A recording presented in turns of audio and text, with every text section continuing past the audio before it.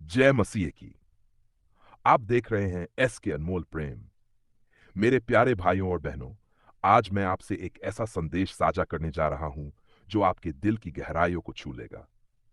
अगर आप अभी अपनी जिंदगी में खोए हुए हैं, अगर आपको लगता है कि हर दिशा बंद है, अगर आपको लगता है कि कोई रास्ता नहीं बचा, तो रुकिए, इस वीडियो को पूरा सुनिए, क्योंकि आज हम मिलकर बाइबल के वचनों से जानेंगे कि जब जिंदगी में कोई रास्ता दिखे, तब प्रभु यीशु मसीह हमें कैसे दिशा देते हैं। और अंत में हम मिलकर एक गहरी, आत्मा को छू लेने वाली प्रार्थना करेंगे जो आपके जीवन में चमत्कार ला सकती है। इसलिए वीडियो को अभी लाइक करें, चैनल को सब्सक्राइब करें, अपने दोस्तों और परिवार में शेयर करें, ताकि प्रभु का यह संदेश और भी आत्माओं तक पहुंचे। मेरे प्रिय मित्र, बाइबल हमें स्पष्ट रूप से बताती है कि मनुष्य की दृष्टि सीमित है, लेकिन परमेश्वर की दृष्टि अनंत है। जब हम अपनी सीमित बुद्धि से रास्ता ढूंढने की कोशिश करते हैं, तो अक्सर हम अंधेरों में भटक जाते हैं। नीतिवचन अध्याय 3 पद 5 और 6 में लिखा है, तू संपूर्ण मन से यहोवा पर भरोसा रख और अपनी समझ का सहारा न ले, उसी को स्मरण कर, तब वह तेरे मार्ग सीधे करेगा। यह वचन हमें सिखाता है कि जब हमें कुछ समझ ना आए, तो हमें प्रभु पर पूरा भरोसा रखना चाहिए। जिंदगी में कई बार हम ऐसे मोड़ों पर पहुंचते हैं जहां चारों तरफ से रास्ता बंद दिखता है। हमारे सपने टूट चुके होते हैं, रिश्ते बिखर चुके होते हैं और दिल में बस निराशा का बोझ होता है।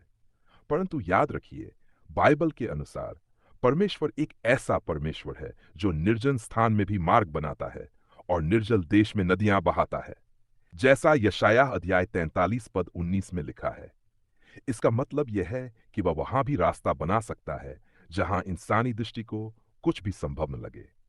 मुझे याद है इस्राएलियों का वह समय जब वे मिस्र से निकलकर लाल समुद्र के किनारे खड़े थे। आगे विशाल समुद्र, पीछे फिरौन की सेना। इंसानी नजर में कोई रास्ता नहीं था, लेकिन परमेश्वर ने मूसा को आदेश दिया और समुद्र को दो भागों में बांट दिया। वह समुद्र जो असंभव की निशानी था, प्रभु के आदेश से मार्ग बन गया। यही हमारे जीवन का भी चित्र है। जब हमें लगता है सब खत्म हो गया, प्रभु कहते हैं, ठहरो, देखो मैं तुम्हारे लिए क्या करने वाला हूं। भजन संहिता अध्याय 23 पद 4 हमें आश्वासन देता है, चाहे मैं घोर अंधकार की तराई में होकर चलूं, तो भी हानि से डरूंगा, क्योंकि तू मेरे साथ है। यहां परमेश्वर सिर्फ रास्ता नहीं दिखाता, बल्कि हमारे साथ चलता है। जब आप अपने जीवन के अंधेरों में हो, यह याद रखिए कि आपका उद्धारकर्ता यीशु मसीह आपके साथ हैं। उनके हाथ आपको थामे हुए हैं। कभी कभी प्रभु जानबूझकर हमें उस स्थिति में ले जाते हैं जहां हमें अपने सामर्थ्य पर नहीं, बल्कि उनके सामर्थ्य पर भरोसा करना पड़ता है। जैसे कि पौलुस ने कहा, मेरी शक्ति कमजोरी में सिद्ध होती है। दूसरा कुरिन्थियों अध्याय 12 पद 9। इसका मतलब है कि जब हम टूट जाते हैं, तब प्रभु हमें अपनी शक्ति से उठाते हैं और हमें एक नया मार्ग दिखाते हैं। शायद आप सोच रहे हैं, मैंने बहुत प्रार्थनाएं की लेकिन कुछ हुआ नहीं। लेकिन बाइबल कहती है, वह समय आने पर सब कुछ अच्छा करता है। सभोपदेशक अध्याय 3 पद 11। प्रभु का समय हमारे समय से अलग है। वह हमारी जिंदगी के नक्शे को हमसे ज्यादा अच्छी तरह जानता है। कभी वह तुरंत उत्तर देता है, कभी इंतजार करवाता है, लेकिन हर बार उसका उत्तर हमारे भले के लिए होता है।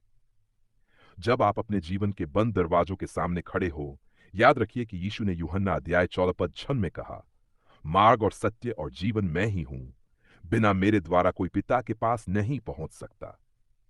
इसका मतलब है कि असली रास्ता, असली दिशा, असली मंजिल केवल यीशु मसीह में है। जब आप उन्हें अपनाते हैं, तो वे आपके जीवन के हर बंद दरवाजे की चाबी बन जाते हैं।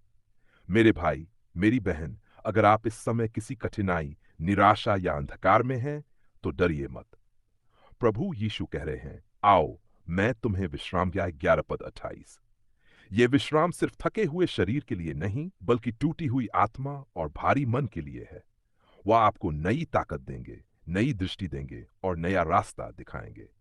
तो आइए अब हम सब मिलकर प्रार्थना करें। हे हमारे स्वर्गीय पिता, हम आज तेरे सामने आते हैं अपने सारे बोझ, डर और उलझनों के साथ। प्रभु, हमारी आंखों को वह मार्ग दिखा जो तूने हमारे लिए ठहराया है। जहां हमें लगता है कि कोई रास्ता नहीं है, वहां तू अपना चमत्कार कर। हमारी निराशा को आशा में बदल, हमारे आंसुओं को खुशी में बदल और हमारे अंधकार को अपने प्रकाश से भर दे। प्रभु यीशु, हमें तुझ पर पूरा भरोसा करना सिखा और हमारी जिंदगी को तेरे महिमा के लिए उपयोग कर। हम यह प्रार्थना तेरे पवित्र नाम में करते हैं। आमीन।